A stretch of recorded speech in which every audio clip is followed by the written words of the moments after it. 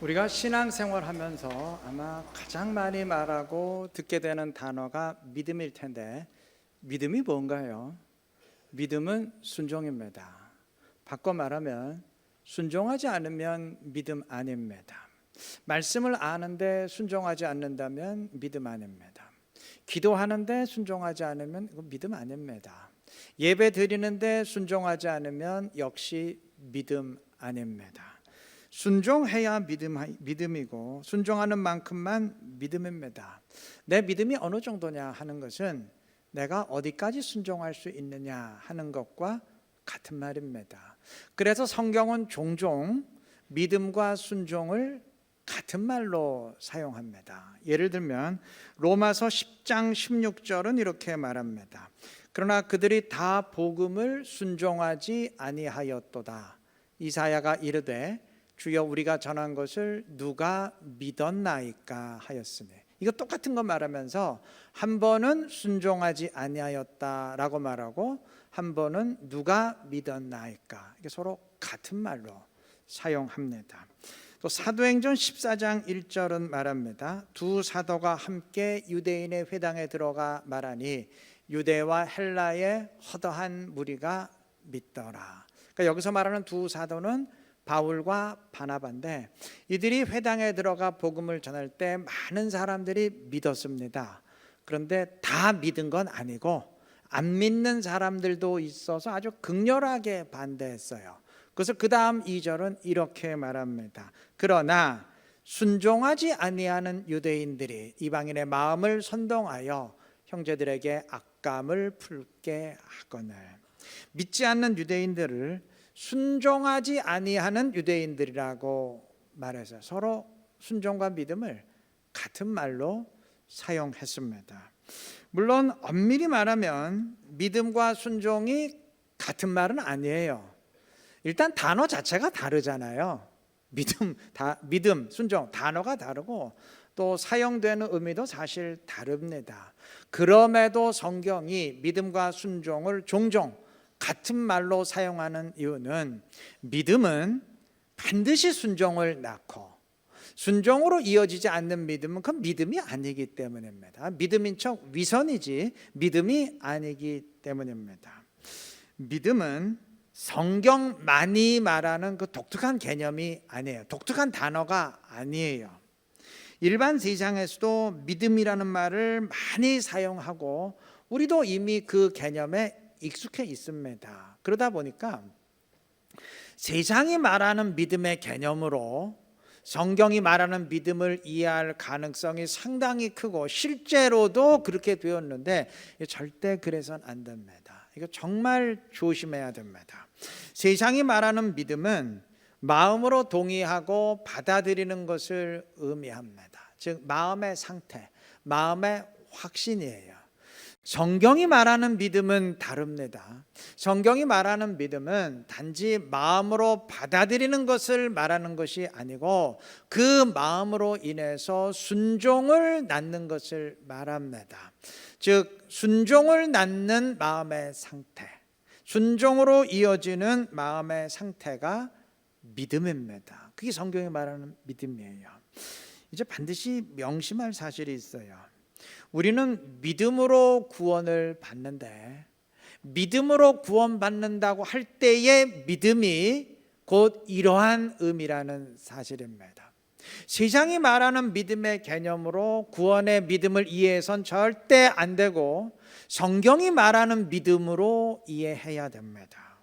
제 생각에 마음으로 받아들이는 것만을 믿음으로 생각하고 그것만을 구원의 믿음으로 생각하고 순종은 생각지 않는 가장 큰 이유는 아마 첫 번째 구원만 생각하기 때문이 아닐까 싶습니다. 우리가 받는 구원은 두 부류로 나뉩니다. 첫 번째 받는 믿음으로 받는 구원이 있고 마지막 날에 받는 구원의 완성이 있습니다. 성경은 둘로 나뉘어요. 자, 로마서는 이 둘을 명확히 구분합니다. 로마서 5장 9절은 말합니다. 그러면 이제 우리가 그의 피로 말미암아 의롭다 하심을 받았으니 예수의 피로 그걸 믿음으로 의롭다함을 받는 구원, 이거 우리가 이미 받은 거죠. 받았으니 과거형이에요. 완료형이에요. 근데 이게 끝이 아닙니다. 그 다음 읽으면 더욱 그로 말미암아 진노하심에서 구원을 받을 것이니, 진노하심, 하나님의 심판에서 구원을 받을 것이니, 미래형이죠. 이미 받았다는 얘기예요? 아니면 앞으로 받아야 된다는 말인가요? 앞으로 받아야 된다는 얘기죠. 아직 안 끝났다는 얘기예요. 그 다음 10절도 똑같이 마찬가지입니다. 곧 우리가 원수 되었을 때에 그의 아들의 죽으심으로 말미암아 하나님과 화목하게 되었은즉, 이미 화목하게 됐어요. 우리가 받은 구원입니다. 이건 완료됐어요. 완성됐어요. 그런데 이게 끝이 아니에요. 그 다음 읽으면 화목하게 된 자로서는 더욱 그의 살아나심으로 말미암아 구원을 받을 것이니라. 구원을 받을 것이니라. 미래형이에요. 앞으로 있을 일이지 이미 끝난 사실이 아니라는 얘기죠. 구원의 마지막 완성입니다. 자, 이 두 구원 가운데 첫 번째 구원을 위해선 인간이 할 게 아무것도 없어요. 할 수도 없어요.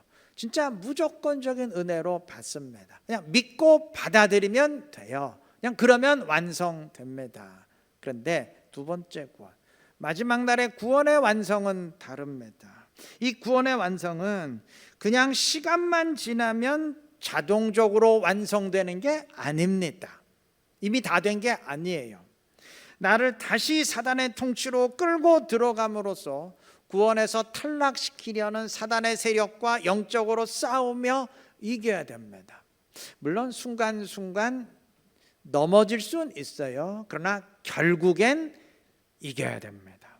이것이 구원의 과정인데, 우리는 흔히 첫 번째 구원만 생각하고 믿음으로 구원받는 그것만 생각하고 구원의 완성은 생각지 않아요. 그러다 보니까 야, 믿으면 되는 거다, 그러면 다 끝난 거다, 이렇게 생각을 합니다. 잘못이에요. 이게 아주 치명적인 오해입니다. 아직 우리는 구원을 완성한 사람이 아닙니다. 아직 천국 들어간 거 아니잖아요. 믿음으로 영생 얻는다 그러는데 영생 얻었습니까? 안 죽어요? 그럼 우리? 병 안 들어요? 장례식 안 치릅니까? 아니잖아요. 죽잖아요. 똑같이 죄인이잖아요. 똑같이 병들고 죽지 않습니까? 그럼에도 마치 모든 것이 다 완성된 것인 양 착각하면서 그저 시간만 지나면 된다라고 생각한다면 성경의 분명한 책망을 들어야 됩니다. 고린도전서 4장 8절은 분명히 책망합니다. 너희가 이미 배부르며 이미 풍성하며 우리 없이도 왕이 되었도다. 무슨 말인가 하면 마치 이미 구원이 완성된 것처럼 착각하면서 다 끝났다, 이렇게 영적으로 배부른 상태에 있는 자들에 대한 책망입니다. 이거 오늘 우리가 들어야 될 책망이에요. 우리 다 구원 끝났다고 생각하잖아요. 이미 다 구원 받았다 그렇게 생각하잖아요. 성경은 우리를 향해서 너희가 이미 배부르고 이미 완성되었다고 생각한다, 책망할 것입니다. 우리는 이미 배부른 자들이 아니에요. 이미 다 얻은 자들이 아닙니다. 다 얻었으면 뭐 때문에 성경이 믿음의 경주를 얘기하고 달려간다고 말하고 표대를 향해 나아간다고 말하겠어요. 아직 우리에겐 달려갈 표대가 있어요. 우리에겐 아직 달려가야 될 목표 지점이 있습니다. 그 달려감이 곧 순종입니다. 오늘 첫 본문에서 바울 사도는 지금까지의 자신의 그 복음 사역을 이렇게 요약합니다. 1장 5절, 우리가 은혜와 사도의 직분을 받아 그의 이름을 위하여 모든 이방인 중에서 믿어 순종하게 하나니. 여기 믿어 순종하게 한다, 이 말에 집중해야 됩니다. 복음 전도의 목적은 사람을 구원하는 거죠. 그러니까 바울 사도는 이방인을 구원하기 위해서 지금까지 사역했어요. 그런데 그 구원 사역의 목적을 믿게 하기 위해 복음을 전했다 말하지 않아요. 믿어 순종하게 만들기 위해서 사역했다 말합니다. 믿어 순종함으로 구원받는다는 말이죠. 그래서 그렇게 사역했다는 얘기죠. 바울은 이방 민족에게 복음을 전할 때 그들이 믿음으로 구원받는 그 첫 구원까지만 생각한 것이 아니고 마지막 구원의 완성에 이르는 것까지 생각하고 사역을 했어요. 그러했기에 믿어 순종하게 하는 사역을 했다 말하는 것입니다. 두 번째 본문인 15장 18절에서도 바울은 지금까지의 자신의 사역을 요약하는데 이렇게 말합니다. 그리스도께서 이방인들을 순종하게 하기 위하여 나를 통하여 역사하신 것 외에는 내가 감히 말하지 아니하노라. 주님이 바울을 통해 역사하신 목적은 당연히 이방의 구원입니다. 그런데 바울은 그것을 이방을 믿게 하기 위해서 사역했다 말하지 않아요. 이방으로 하여금 순종하게 하기 위해서 사역했다. 주님이 나를 통해 역사하셨다 말합니다. 순종을 통해 구원의 완성에 이르게 되기 때문입니다. 혹 질문하실지 모르겠어요. 아니 구원은 은혜로 받는데 순종해야 된다면 그거는 무조건적인 은혜가 아니지 않습니까? 그거는 나의 노력 아닙니까? 하실 수 있는데 아니요. 순종이 은혜입니다. 성경은 순종을 은혜로 말합니다. 바울 사도는 두 번째 본문인 15장 16절에서 자신에게 주어진 은혜를 이렇게 말합니다. 이 은혜는 곧 나로 이방인을 위하여 그리스도 예수의 일꾼이 되어 복음의 질상 직분을 하게 하사. 되게 길게 말했죠. 이 은혜는 이러다. 굉장히 길게 말하는데 쉽게 말하면, 한마디로 말하면 이방을 위해 맡겨진 사명을 순종하게 하시는 것, 그게 은혜입니다.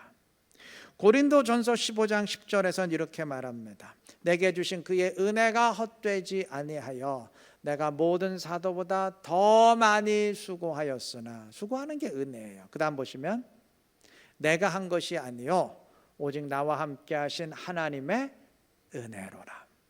지금까지 다른 모든 사도들보다 더 열심히 수고하고 순종한 것, 그게 하나님의 은혜입니다. 여러분, 은혜는 예수를 믿게 만들어요. 그리고 순종하게 만듭니다. 우리는 그 은혜로 인해 구원받습니다. 하나님은 우리를 끝까지 사랑하심으로 구원하십니다. 근데 성경은 그 하나님의 사랑을 이렇게 표현합니다. 로마서 8장 37절. 그러나 이 모든 일에 우리를 사랑하시는 이로 말미암아, 그의 사랑으로 말미암아 우리가 넉넉히 이기느니라. 그러니까 이 구절만 지금 들었기 때문에 이게 뭔 말인가 하실 거예요. 그 앞에부터 문맥을 따라 설명을 드리면 무슨 말이냐면 하나님이 우리를 택하시고 예정하시고 부르심으로 우리를 구원하셨어요. 그런데 다 끝난 게 아니에요. 사단은 이렇게 구원받은 우리를 어떻게 하든 구원에서 탈락시키려고 갖가지 방법으로 공격을 하는데 우리는 그 모든 공격을 우리를 사랑하시는 이로 말미암아 넉넉히 이깁니다. 그래서 구원에서 탈락하지 않고 끝까지 구원에 이르게 됩니다. 그 의미예요. 그 이유를 그 다음 38절이 말합니다. 높음이나 깊음이나 다른 어떤 피조물이라도 우리를 우리 주 그리스도 예수 안에 있는 하나님의 사랑에서 끊을 수 없느니라. 하나님의 사랑은 절대 끊어지지 않아요. 하나님은 나를 끝까지 사랑하십니다. 그래서 나를 끝까지 이기게 하심으로 구원의 완성에 이르도록 하십니다. 하나님이 나를 사랑하셔서 그냥 구원에 이르게, 무조건 구원이 아니고 끝까지 이기게 하심으로 구원의 완성에 이르게 하세요. 그게 하나님의 사랑의 은혜입니다. 그게 은혜입니다. 아니, 하나님은 택한 자는 반드시 구원하신다고 했는데, 그러면 일단 택함 받았으면, 다시 말해 일단 예정되었으면 그럼 무조건 구원의 완성에 이르는 거 아닙니까? 질문하실 수 있는데, 물론 하나님은 택한 자는 반드시 구원하십니다. 예정한 자는 단 한 명도 예 없이 다 구원하십니다. 그러면 자동 아닌가요? 아니에요. 그 말은 무슨 말이냐면 하나님이 택함 받은 자를 그냥 구원하신다는 말이 아니고, 택함 받은 자는 반드시 순종하도록 이끄심으로 구원의 완성에 이르도록 하신다는 말입니다. 다시 말하면 우리의 구원이 확실하다는 것은 우리가 흔히 오해하듯이 택함 받은 자는, 예정된 자는 무조건 자동적으로 구원의 완성에 이르게 되기에 확실하다, 그 말이 아니고, 만약 정말 그렇다면 다 끝난 거죠. 뭐 그냥 손 놓고 여유 부려도 되죠. 다 뭐 더 이상 달려가고 자식을 할 것도 없어요. 다 끝나는데 뭘 더 이상 표대가 있어요. 이미 다 경기 끝났는데 그냥 쉬면 되죠. 그러나 그 말이 아니고, 믿음으로 구원받은 자도 얼마든지 구원에서 탈락할 수 있지만 하나님이 절대 탈락하지 않고 구원의 완성에 이르도록 끝까지 이끄시기 때문입니다. 그러니까 단 한 명도 예외 없이 끝까지 구원의 완성까지 이끄시기 때문입니다. 그러한 이끄심이 곧 순종입니다. 그러한 이끄심의 결과가 곧 순종입니다. 그렇게 마지막까지 끝까지 이끌어 주시는 하나님의 사랑이 곧 은혜입니다. 그렇게 성령으로 이끌어 주지 않으시면 우리 능력으로는 절대 사단을 이기지 못하고 구원에서 탈락할 것이 뻔한데, 끝까지 탈락하지 않도록 끝까지 순종하도록 하나님이 이끌어 주시기에 은혜예요. 그래서 내 힘으로 구원받는 게 아니고 은혜로 구원받는 겁니다. 내 능력으로 이겼으면 내 공로로 구원의 완성에 도달하겠지만 내 힘으로 하는 게 아니고 하나님이 끝까지 순종하도록 이끌어 주시는 그 은혜를 베푸시기에 그 은혜에 의해 우리가 구원의 완성에 이르는 겁니다. 때문에 순종은 구원과는 상관없는, 대세와는 상관없는 부수적인 행동이 아닙니다. 하나님이 나에게 구원의 은혜를 베푸셨으니까 나도 그렇게 보답해야지, 예의상의 행동이 아니에요. 구원의 완성을 위한 필수적 과정입니다. 이 사실 기억하시고 믿음으로 순종하시기를 바랍니다. 더 정확히 말하면 순종하도록 이끄시는 하나님의 은혜에 끝까지 이끌리시기를 바랍니다. 그래서 믿어 순종하게 하시는 하나님의 은혜를 누리며 마지막 표대를 향해서, 구원의 완성을 향해서 부단히 달려갈 수 있는 지혜롭고 복된 우리 이루는 교회 모든 성도님들 되시기를 바랍니다.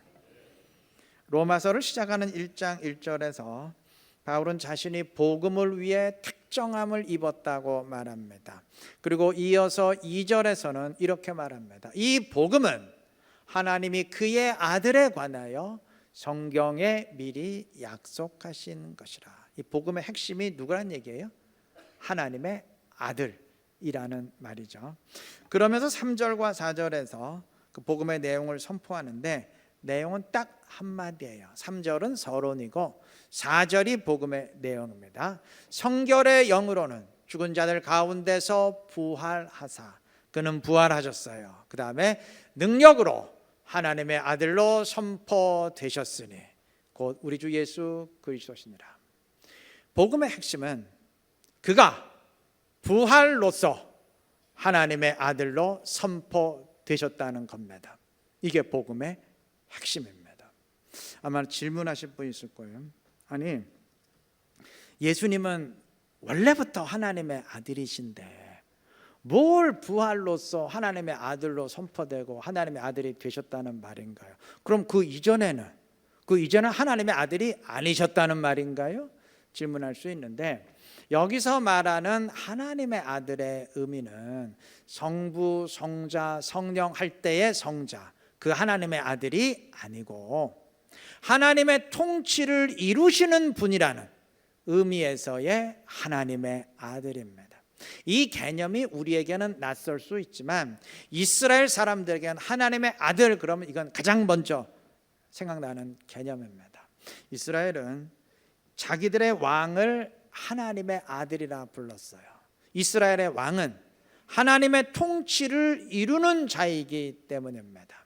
이스라엘은 겉으로 볼 때는 인간 왕이 통치하는 나라 같지만 실제로는 인간 왕이 하나님의 뜻을 받들어서 하나님의 뜻대로 통치하는 나라야. 다시 말해서 자기의 통치를 이루는 게 아니고 하나님의 통치를 이루는 나라입니다. 즉 하나님이 인간 왕을 통해서 통치하시는 하나님 나라입니다. 그러니까 예수님이 부활로서 하나님의 아들로 선포되셨다고 할 때, 예수님이 부활로서 하나님의 아들이 되셨다고 할 때에 하나님의 아들의 의미가 곧 이것입니다. 그가 부활로서 하나님의 통치를 이루시는 분이 되셨다는 의미입니다. 이것이 복음의 핵심이에요.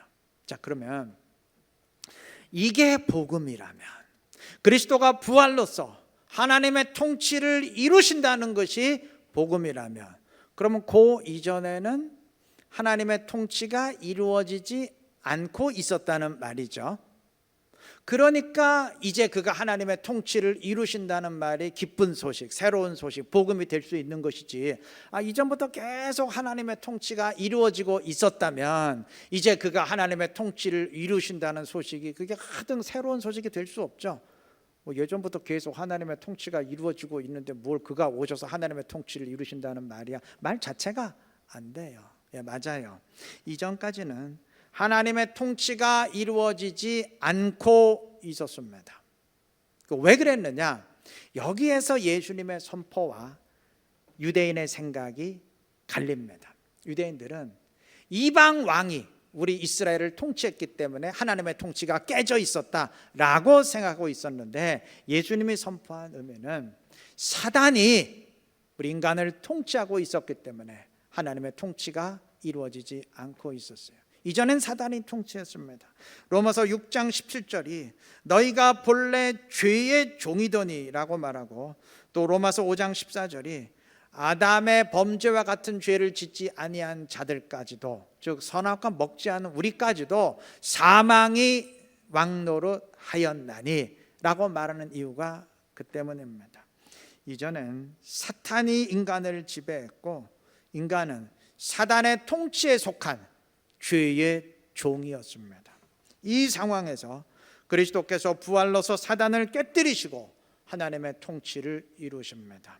즉 부활로서 사단을 깨뜨리시고 사단의 통치에 묶여있는 죄의 종들을 구출하셔서 하나님의 통치에, 하나님 나라에 속하게 하십니다. 이것이 우리가 받은 구원입니다. 바로 이러한 의미에서 예수님은 우리에게 하나님의 통치를 이루어 주시는, 하나님 나라를 이루어 주시는 하나님의 아들 메시아가 되시는 겁니다. 예수님의 사역은 바로 이것을 위한 사역입니다. 예수님이 요단강에서 세례 받으시고 이제 드디어 공생의 사역에 들어가실 때 하늘에서 하나님의 음성이 선포됐습니다. 마태복음 3장 17절, 이는 내 사랑하는 아들이요 하나님의 아들이라 선포했습니다. 마태복음, 마가복음, 누가복음 다 똑같이 하나님의 아들이라 선포했습니다. 자, 내 아들이라, 하나님의 아들이라 선포한 것은 이제부터 성자 하나님이 되신다 그 말이 아니고, 이제 하나님의 통치를 이루는 자로서의 하나님의 아들의 일을 시작하신다는 말입니다. 이전까지 예수님이 몫으로 사셨거든요. 그때는 사단의 통치를 몰아내는 일 하지 않으셨잖아요. 그때는 하나님의 아들 하신 게 아니고 이제부터 공생의 사역을 시작하심으로써 사단의 통치를 몰아내고 하나님의 통치를 이루시는 일을 하신다, 그런 의미에서 하나님의 아들이라 선포한 것입니다. 주님은 그 사역을 시작하셨고 정말 그 일을 이루셨습니다. 여러분, 이제 우리는 주님으로 인해서, 그 하나님의 아들로 인해서, 그의 하나님의 아들 되심으로 인해서 사단의 통치에서 벗어나서 죄의 종에서 자유함을 얻고 하나님의 통치에 속한, 하나님 나라에 속한 자가 됐습니다. 자, 그렇다면 사단의 통치에 속한 자들이 사단에게 순종한다면 이제 하나님의 통치에 속하게 된 우리가 하나님께 순종하는 것은 그건 지극히 당연한 일 아니겠습니까? 맞아요. 너무나 당연한 이야기입니다. 하나님에 대한 순종은 구원받은 자의 삶의 양식입니다. 사단의 통치에서 벗어나서 하나님의 통치에 속하게 된 자의 삶의 양식입니다. 이제는 내가 사단의 통치에 속한 죄의 종이 아니라 하나님이 통치하시는 하나님 나라에 속한 자입니다. 나는 이제 구원받은 자입니다. 이걸 드러내고 확인하는 증표가 곧 순종입니다. 아울러 이는 나를 계속 하나님의 통치에 머물게 하는 수단입니다. 우리가 사단의 통치에서 벗어나서 하나님의 통치에 속한 자가 되었지만, 다시 말해서 구원받은 자가 되었지만 사단은 포기하지 않아요. 사단은 나를 어떻게 하든지 불순종하게 만듦으로써 나를 구원해서 탈락시키고 다시 사단의 통치로 끌고 들어가려고 하는데, 이것을 이기고 구원에 계속 머물게 하는 것이 순종입니다. 때문에 순종은 영적 싸움의 승리예요. 그렇지 않습니까? 사단은 어떻게 하든 나를 불순종하게 만들려고 하는데 나는 끝까지 순종해요. 그러니 결국 승리 아니겠습니까?